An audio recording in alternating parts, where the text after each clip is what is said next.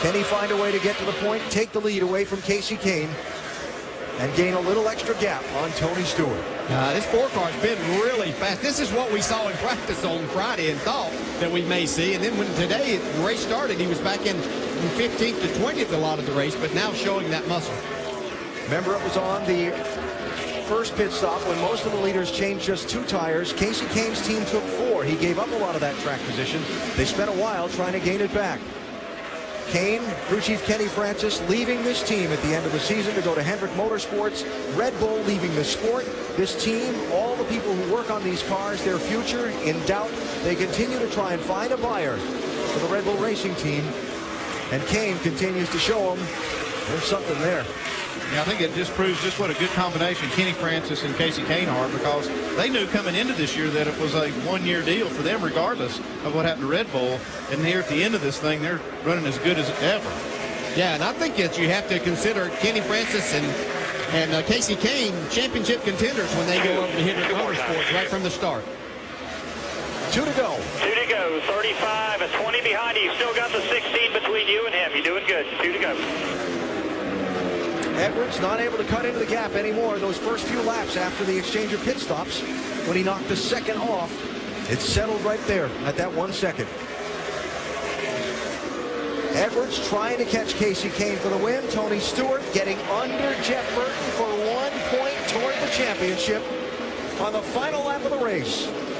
Now, Burton had been slipping a little bit. Looked like he's having a hard time with his car right in the center. Tony taking advantage of that adjustment they made to get that spot. Edwards and Stewart going to go to the season finale. Oh, so close in the championship. Today, though, at Phoenix, it's about Casey Kane and Red Bull Racing scoring the win, breaking a long dry spell. Casey Kane wins the Kobalt Tools 500. Carl Edwards finishes second. Tony Stewart finishes third. They go to the finale separated by 3 points, 3 running positions on the racetrack. There's Jay Fry. Way to go. Thank you. Way to go, guys.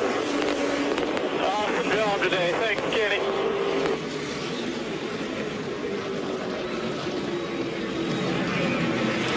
Talked about Jay Fry, the man who's trying to find a way to find a buyer for this team. Keep it in business. Keep it going.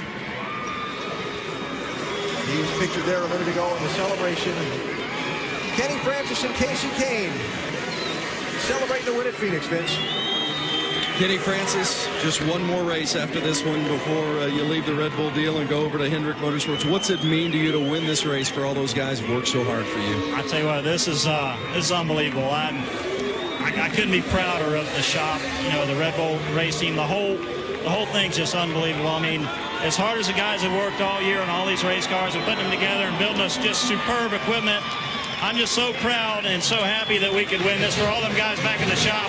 I mean, just every department back there, from the chassis shop to the bodies to the guys that bolt them together and paint them. And I mean, it's just unbelievable. I think this is probably the biggest win ever for me personally, and probably for Casey. Well said. Alan? Biggest win ever, and it's their 11th win together. Casey Kane and Kenny. And Kane providing us with our Goodyear winning moment. The big burnout on the front straightaway at Phoenix.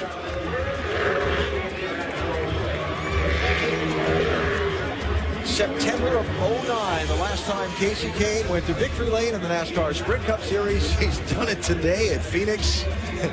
Used up that engine in the process of the burnout. All the victory celebration coming up after we go NASCAR Nonstop, presented by Kobalt Tools.